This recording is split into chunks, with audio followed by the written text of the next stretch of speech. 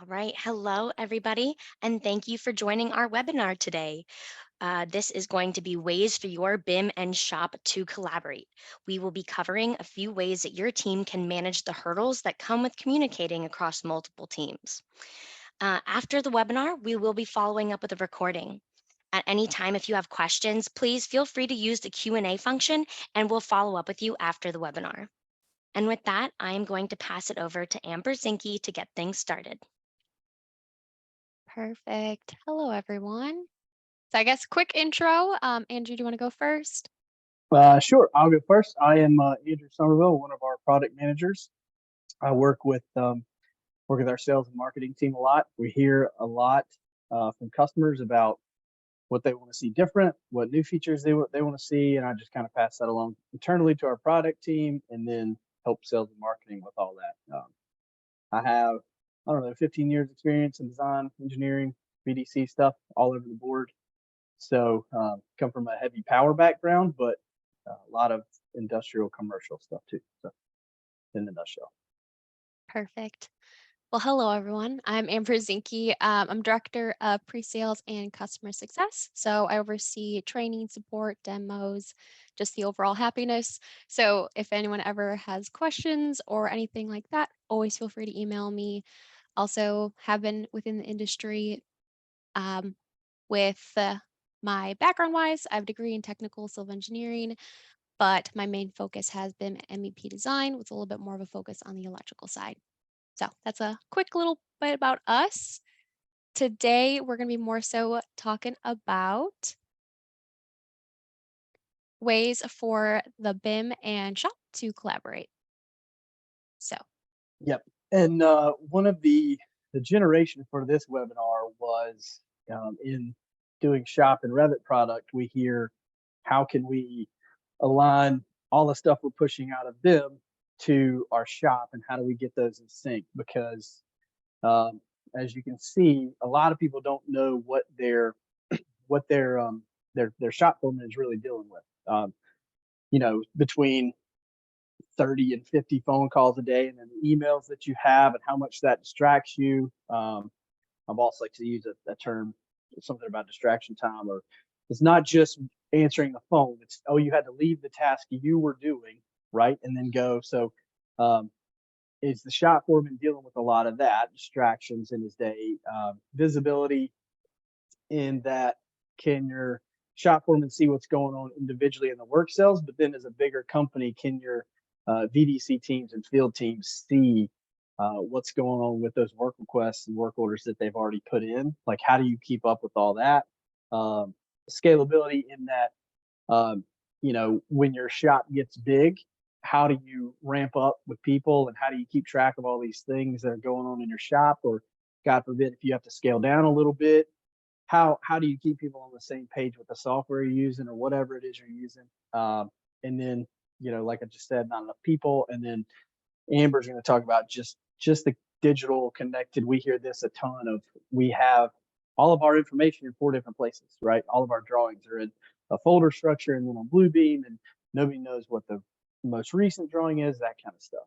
So I'll let Amber touch on that one. mhm, yeah, let me stop sharing my video too so I can see all my slides. Yes. So with all of this too, let me jump up to the next slide too here. So the biggest thing is with developing a plan. So the issue with this is the fact, let me go to the next slide here, is we're wanting to define our goals and reach a consensus. So that's the biggest thing, is communicating those channels. So with that digital aspect of it, is how are we going to communicate from your BIM department to the shop? How is everything going to flow? That's probably the biggest thing that we see, is that disconnect in that communication. So figuring out the different channels of communication, there's quite a few. If you're going to be doing it all email, are you going to do it through videos? Are you going to be doing it in person with that communication, those meetings, or phone calls? The biggest thing also is that language and vocabulary. So how are you actually going to be communicating that within your meetings? Is it something that, you're trying to describe one thing, but there's two different terminologies for that? Is it something that maybe your BIM department isn't fully aware of the trade definitions of objects? So definitely make sure everyone is on the same page with what you're trying to do, communicate that as well. The biggest thing I personally always was, I'm somebody who loves detailing out everything, listing out everything. And that was one thing that I was told within the industry. Keep your emails short and concise. Make sure everything is listing out absolutely everything you need, but nothing too elaborative when it comes to the different things that you need. And also timely responses. So, how are you actually going to communicate it? Don't wait 2 weeks to hear back from somebody because that's not going to work within the industry. It is a very fast paced industry that I'm sure everyone's aware of. So, make sure that you all have a plan when it comes to responding if it's in 24 hours, but also be aware of holidays, weekends, and PTO as well. And then the biggest one also is that confirmation of your communication. That's a big one, especially if you're going to be doing meetings in phone calls or in person. You're going to want to make sure that you have a plan in place written down. So if it's something that you have a follow up where you're having to write everything out, that might be something that you have to do as well. So those are some of the big ones when it comes to defining those goals and more so making sure everyone's on the same page. That's a big thing within the industry is wanting to make sure that where there is that communication. Yeah. Oh yeah. Because it's well, I sent you an email about this work order or work request or whatever terminology you use. It's like, well, no, you didn't. I didn't get that email. How do we know? How do we keep track of all these different things, right? Hmm. And you spend all this time detailing out with the Revit product, and now it's like we lost all of that productivity because we were tracking emails back and forth, right? Hmm. Oh yeah. That's always a fun one. Also establishing your procedures. So figuring out kind of your communication cadence is really important, especially when you're having to, some people are working remote. What are the time zones? How is that all going to be set up? Also making sure that the schedules are in line. So maybe it's something that you all are deciding to have a meeting once a week or bi-weekly or however you want to figure that out when it comes to that communication. If it's something that meetings are helpful, I always say meetings are probably the best way to make sure that you all are in line. But also, with some things that we're going to be showing on later on today, you might not need to have as many meetings because everything is going to be something that you can maintain and control. Your project management software, that's a big one as well when it comes to establishing some of those SOPs. How is everything can be tracked? Sometimes with that, you know, there's still some manual aspects to those softwares where it is time consuming to keep track of everything. So, again, we have some things in place with that. And then your collaborative design tools, this is a big one as well. So communicating how, changes are being made, what is needed, how are you actually going to establish that collaboratory kind of environment, not something where, you're the BIM department, you're the shop, you're the field, you're all separate. You want to make sure that you find software that it is very fluid, where everyone is in line, everyone has that open communication, they can see where everyone's at. That's a big thing. Sometimes maybe, your field is making adjustments in the BIM or blue beam. So how are they actually going to get those drawings out to your shop or your BIM department? Things like that. Feedback and your review process. So how are you actually going to get some of that QC process going?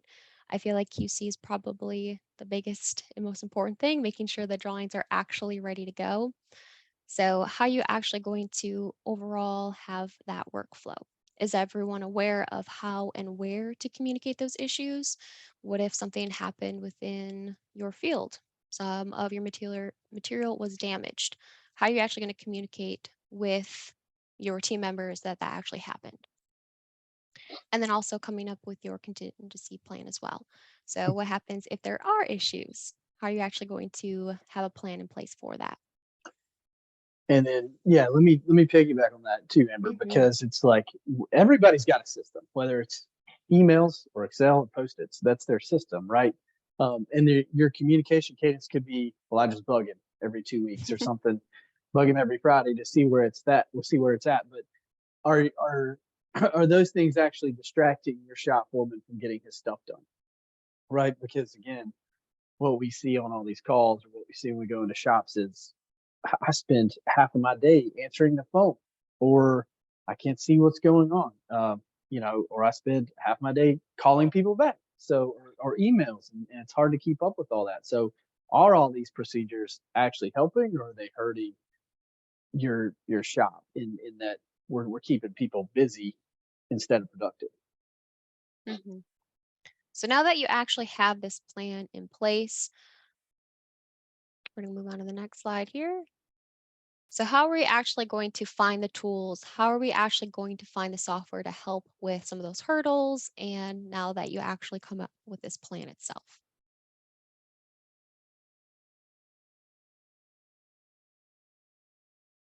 Yes. So in anything you have, we want some kind of dashboard where we can see all of our live data, whether it's who's working at whatever cell or even the big time stuff of we need to keep track of all these work requests that we've sent in because like we've said, we've already built a workflow through the Revit product side of we can automate all these things and push out drawings and upload those. But how do we keep track after that? And is there a way to let people know, kind of automated with um, with emails or back to them so they don't have to email you? Are we collecting data in terms of production data? How long it takes individual tasks, and then how long it takes work orders, and then are they on time or are they overdue? Um, Customizable reporting. Does your software have that? Some do, but they're super cumbersome. They're really hard to learn. They're really hard to use. So these communication tools that you're thinking about or that we see a lot, are they helping or are they hurting? Mhm. And then again, are you getting that real time data? Um, is your workflow automated or is your stuff still in an Excel spreadsheet that you've then got to manually update? Right? Do you have to kick back these manual emails? Um, does it automate build processes to where you get a work order or work request and you can pull in what you built last week because you know you're going to use it again, or do you manually have to do it? Does it integrate with other systems? Does it have open API stuff where you can use one and then incorporate it into the other, or you already had a first software that you need to incorporate this new one to get some new things and get some workflows kind of done?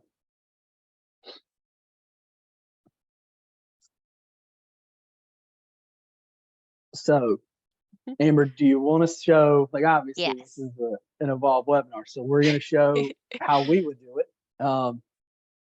Compared to anybody else out there, we think we focused on um, ease of use and ease of deployment, Mhm. especially when paired with our Revit product. It's just, you guys know, it's just such a workhorse and such a good product. And how can we incorporate that into a workflow? Mhm. Definitely. Yeah. Let's get into some of the fun stuff, more of the showing off a software that could help with some of those issues and help with some of that communication between what you are actually having within your model and what's actually going to be within your field or in the shop. So right now I am within my Revit model right here. I am going to be within my Evolve Electrical tab, but this can be with both Evolve Electrical and Evolve Mechanical. So one thing I want to point out is within your utilities panel, we have this export utility. So our export utility is a feature that was within our 6.2. This feature itself allows you to define your views themselves. So within your 3D views or in which would be helpful for your cloud products is your sheets. So you can identify all of your source of your material itself and then choose a destination. So coming soon, we're going to have where you can actually choose the destination of your Foresight website. So that will be super handy for kind of what I'm going to be showing you, kind of speed up that process as well. So this tool, super handy right now, and it's going to be amazing within our 6.4 release as well. So if you are an Evolve user, typically you're going to see this Foresight panel right here. I'm sure you all more so are just assigning a project and that's that.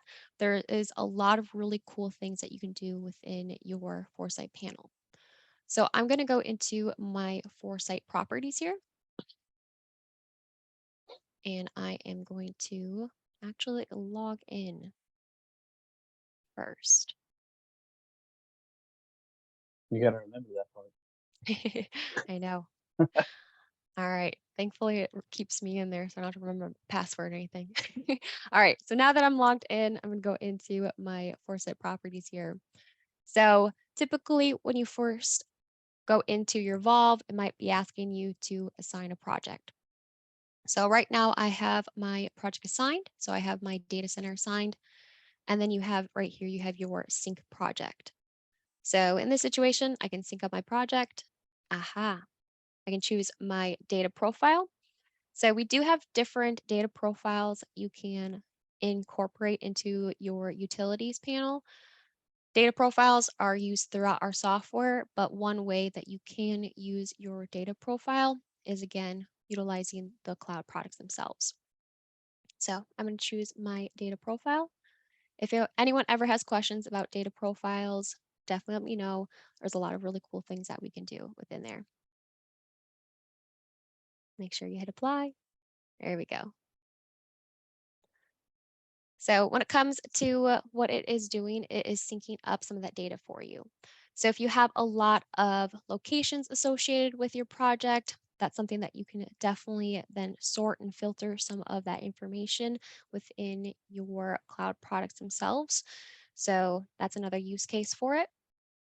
So my process was complete and successful. Cool. So within here, there's other things to look for. So one thing you can see my element count. That's how many of my elements themselves were synced to my cloud product itself. And also I have some of my locations. So we were syncing my information based on my material and my locations. So right now I don't have any of my Foresight locations mapped out. If you would see that here, typically that would be based on if you define them within your cloud. So if you listed out all of your locations, so if you broke it up by level, floor, zone, anything like that, you'd see it right there.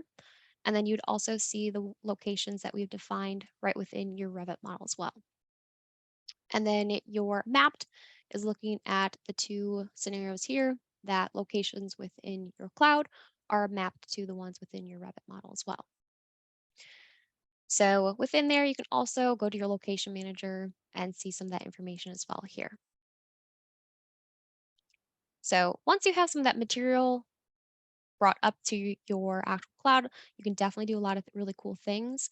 But today we're going to be more so looking at, let me actually go into here. Perfect. We're going to go through actually having your work request more on your design side. So with the design module, this is something that as an Evolve user, you'll have access to. There's a lot of really cool things that you automatically will have within here. So you can see that bill of material right here. And then when it comes to this as well, for your takeoff information, this is all from your Revit model as well. So this is all that information that we just synced up to the cloud itself. So there's a lot of really great use cases for this to have control. And again, communication. So biggest thing is not having everything fall on your designers for coming up with the build material, things like that.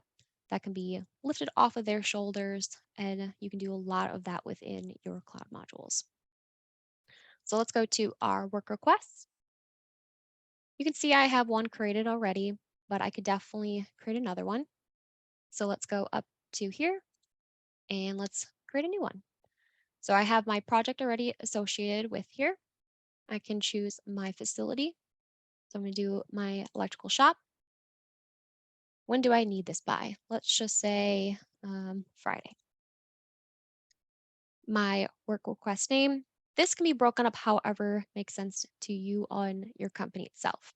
Maybe you want to break it up by, again, your kind of level by zone, however you want to do it. Maybe you want to match the actual drawing name with your work request.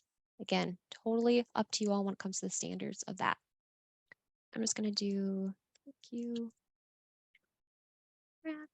And while Amber's doing this, let me point out that with our latest Foresight release, we just, or with 6.4, we've got our QR code functionality where you're going to see the latest drawing. You're going to be able to scan that code and see if it's the latest drawing. And then we are working towards pushing your sheets directly out of Revit with Evolve into Foresight. So, like Amber said, you already have the design module with you for free. So,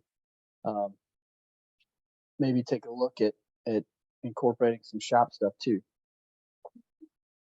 So Yes. she's already built out a couple work requests. And how long did that work request take you? Like 5 minutes? Few 2 seconds. minutes. Truly. Yes. And what's handy about this is you can include your drawings as well here. So that could be something as the design module, you can incorporate that. And then Andrew, you can kind of show off more of the shop side of things, but it is handy to have everyone will have access to those drawings. When they see that work request, they're going to see all that information, what is required based on kind of drop it down here, build a material, build of processes, and also the drawing itself. Yep, Mhm. perfect. So I'm going to share my screens and put my shop foreman hat on, right? So she's pushed drawings out of Evolve electronic workflow that we talked about. She submitted a work request, and you know we talked about all that electronic workflow and seeing everything and keeping everybody up to date without the emails. Now Amber is going to start to get um, emails now that I don't Mhm. have to call and send, right? So, okay, so I'm going to check this out, this rack. So we're just going to do, um, let me, so I just want to put some stuff in here real quick. And our shop woman's going to set up this work request and then approve it. So let's go here. Super simple, right? So for these, we can put this in here. We can approve this work request, and it's all automated or an electronic workflow, right? So Amber should have just gotten an email, Mhm. and then once this work request is approved, right, we can go back in, right? We can release this to the floor, and everybody's seeing all this at the same time. So there's no more emails, any of that kind of stuff. Um, our shop woman can check it out. So if we go back here, uh, we can do all of our stuff here. We are cutting. We're going to get this stuff done. Where that? Here we go. Start it. And like I said, again, we're getting some production data tracking, see how productive we are, at least tracking how much what we want to or what we're doing. Some product. Um, I'm Mhm. not talking well today, so here we go. We can start this. We can pause it, complete it, Mhm. confirm it, and then we've got one more thing, right? So in our shop foreman, he's getting all that visibility to what everybody's working on through that automated workflow that just came in from Amber making her drawings to uploading them and not have to store them in 4 different places. And then I can go in here and see right on all these things. So if we go to, let's go to Trapeze Interact. We're going to start this and complete it really quickly. Mhm. And the biggest thing is the fact that I'm getting emails throughout this entire process. So it is something that, you're getting that trail of communication. You're not necessarily have to bugging anybody about where things are at or how things are going. Everyone is in that full loop.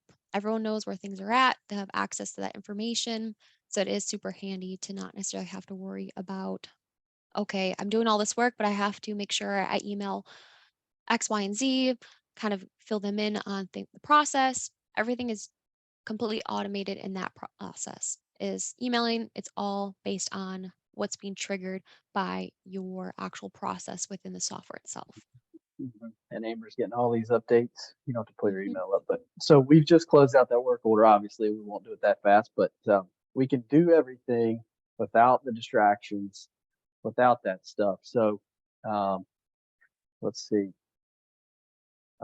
And we'll go back to the slide.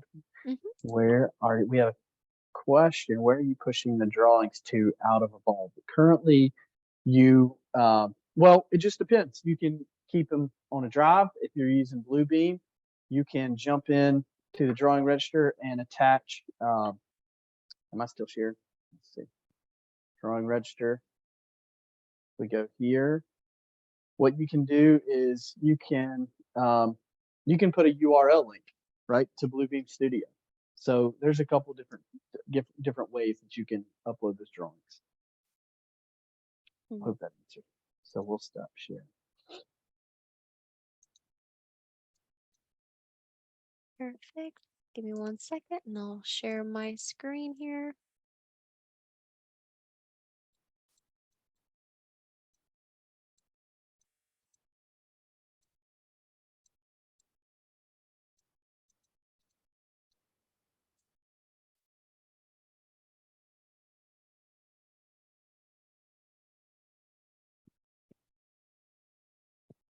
Yeah. So Perfect. like we said, this is our effort. This is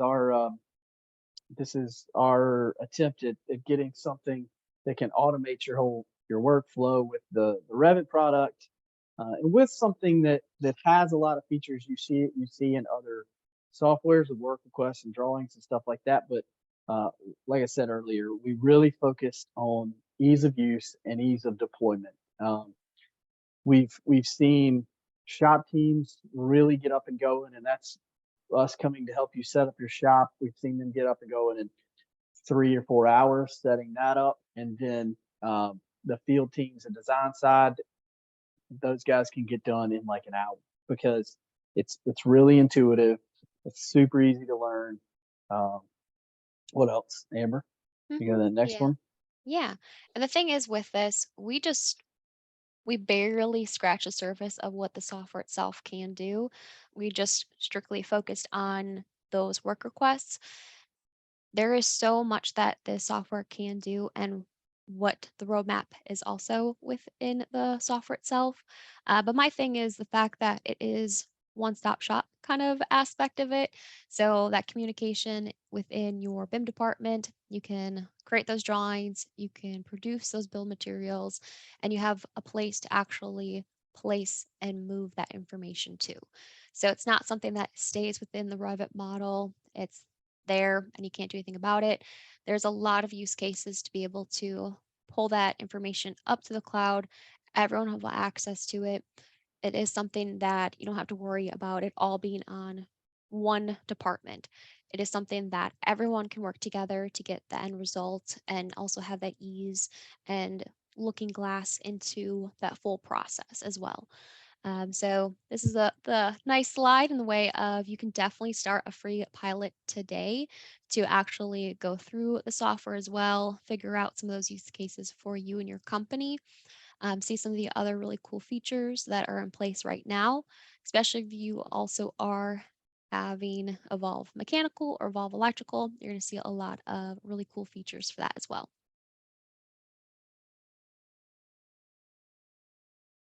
Yeah, really. We got another question. Release 6.2 mentions 3D model viewing capabilities. Yep, we have that. Can you give a quick demo of what that looks like?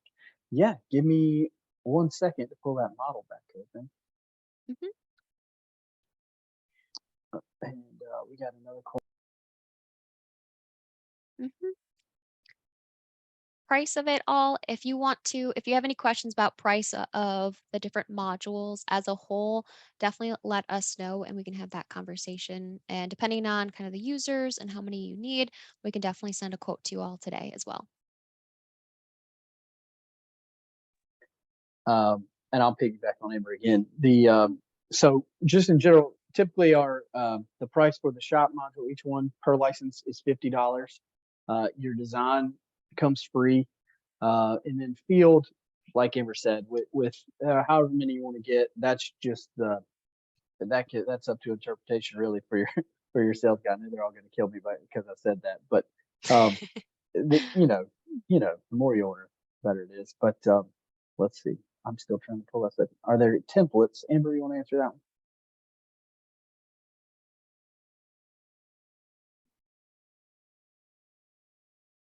So with our bill of material, we are having different assemblies. So if it is something that kind of very similar material is being ordered for your elements themselves, you're not having to worry about producing that over and over again. Um, so is that something that you're more so wondering for the template aspect of it? Because there is going to be something that you don't necessarily have to submit it every single time. You could definitely have more of that assembly of what makes that element itself. Mhm. Yeah, so the bill of material doesn't necessarily have to come from Revit. So if you're wanting to use your shop module or the field module without kind of bringing up the material from your Revit, you don't necessarily have to do that. You can more so create your build material right within your modules themselves as well.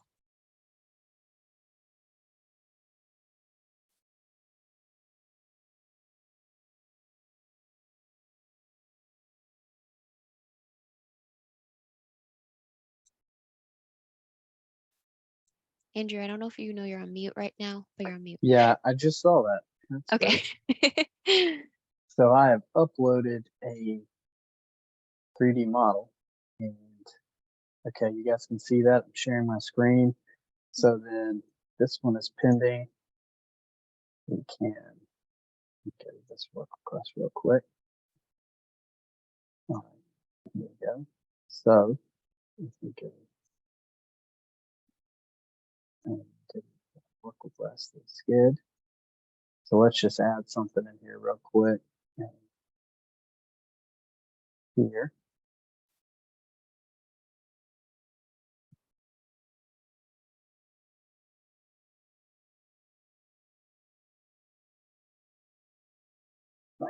So then we can drag this over. Perfect. So we go check out our work request over here. It's still pending. Perfect. So quarters. So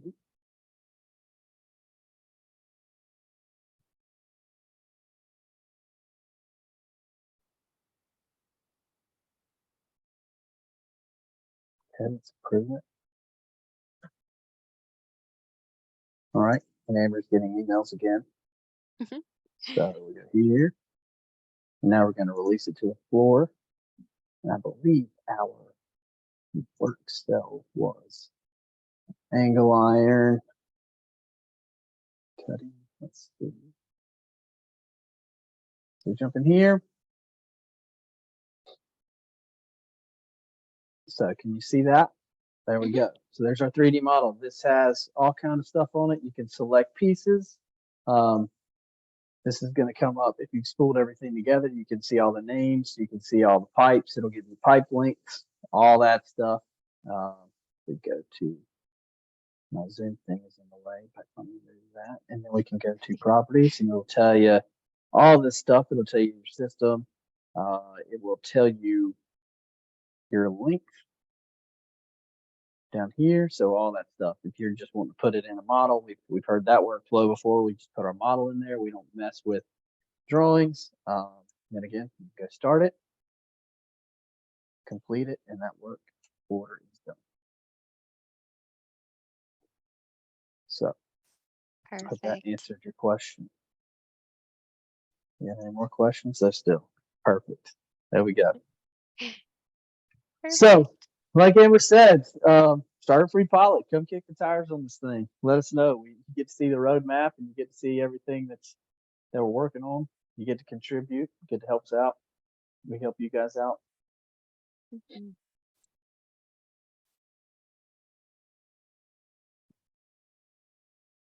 Perfect. Yeah, So I and know. Go ahead, Amber. oh no, you go. Well, I was just gonna say I know we've touched on a lot of Evolve products, but um, it, we've got to. We've heard this so much in meetings with customers and stuff like that. We've got to figure out a workflow, and um,